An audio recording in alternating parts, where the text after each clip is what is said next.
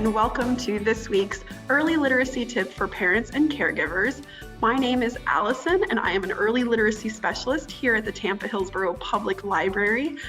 Every week, we like to give you some tips about early literacy and just let you know what's going on at the library. Now, before we get started, I just want to share that this week, our theme at Storytime is counting. Yeah, we're going to be reading some books all about numbers and getting from one to another. 1, 2, 3, 4, 5. We are so excited to count and read lots of books about counting. So if you're in the area, come to your local library branch for story time. All right, now we know that every child ready to read has 5 skills that we can do together with our little ones to help prepare them for independent reading. Those 5 skills are to read, write, talk, sing, and play together. This week, our highlighted skill of the week is singing. We know that introducing your children to new concepts like numbers is something that can be daunting. And one of the excellent ways that you can introduce numbers is by singing songs that involve counting. Some of our favorites that we've shared here: 5 Little Monkeys, Jumping on the Bed. Yeah, we can count down as each one falls off and bumps their head. And then there's songs like The Ants Go Marching, where the numbers will go up every verse. So the ants go marching one by one. Hurrah! Yeah, it's a classic. So those are some fun songs that you can do. You could sing 5 Little Ducks. 5 little ducks went out one day, over the hill and far away. Mama duck said quack, quack, quack, quack, but only 4 little ducks came back. Do you remember that one from your childhood? I sure do.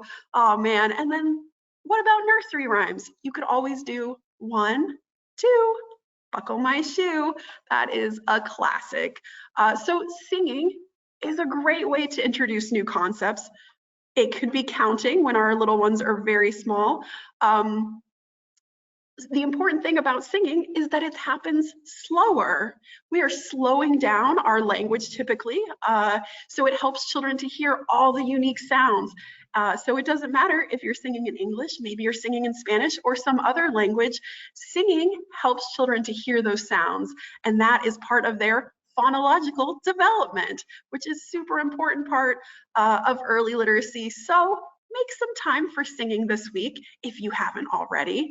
Now, we always like to share a library resource with you as well. This week, our highlight is on the Hillsborough Literacy Council.